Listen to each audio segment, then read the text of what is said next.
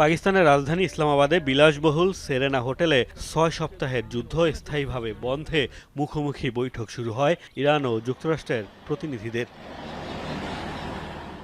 Vice president JD ভান্সের নেতৃত্বে মার্কিন প্রতিনিধি দলে আছেন যুক্তরাষ্ট্রের মধ্যপ্রাচ্য বিষয়ক বিশেষ দূত স্টিভ উইটকফ, প্রেসিডেন্ট ডোনাল্ড ট্রাম্পের জামাতা জেরেড কুশনার। আর ইরানের পক্ষে নেতৃত্ব দিচ্ছেন দেশটির পার্লামেন্টের স্পিকার বাঘের কালিবাফ, আছেন পররাষ্ট্রমন্ত্রী আব্বাস আরাকচি সহ কয়েকজন শীর্ষ কর্মকর্তা। মধ্যস্থতাকারী হিসেবে পাকিস্তানের প্রধানমন্ত্রী শেহবাজ শরীফ, পররাষ্ট্রমন্ত্রী ইসহাক দার ও স্বরাষ্ট্রমন্ত্রী মোহসিন নাকভিও অংশ নেন ত্রিপাক্ষিক এই উচ্চ পর্যায়ের আলোচনায়। সংশ্লিষ্ট সূত্রের বরাতে বিভিন্ন গণমাধ্যম বলছে, লেবাননের যুদ্ধবিরতি সহ বেশ কিছু প্রধান ইস্যুতে দুপক্ষের আলোচনায় বেশ অগ্রগতি হয়েছে। বিভিন্ন দেশে থাকা ইরানে জব্দকৃত সম্পদ ছাড়ের বিষয়েও হয়েছে ইতিবাচক আলোচনা।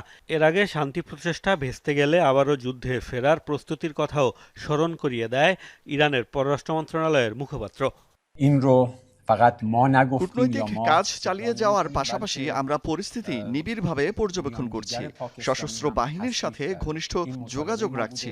সশস্ত্র বাহিনী ট্রিগারে আঙুল রেখেছে আর কূটনীতিকরা সার্বক্ষণিক নজর রাখছে, যাতে যুদ্ধবিরতির সামান্যতম লঙ্ঘনেরও জবাব দেয়া যায়।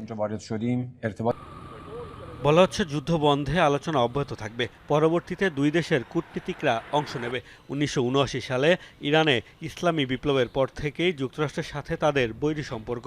দীর্ঘ এই সময়ে দুদেশের উচ্চ পর্যায়ের প্রতিনিধিদের মধ্যে এটি প্রথম সরাসরি বৈঠক।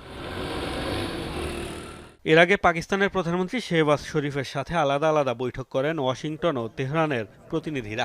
বৈঠকের বিস্তারিত জানানো না হলেও ইসলামাবাদ বিবৃতিতে বলেছে, গঠনমূলকভাবে আলোচনায় অংশগ্রহণের জন্য উভয় প্রতিনিধি দলের অঙ্গীকারের প্রশংসা করেছেন পাক প্রধানমন্ত্রী।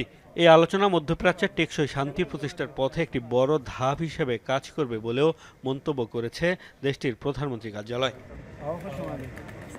মোস্তফা মাহমুদ, যমুনা নিউজ।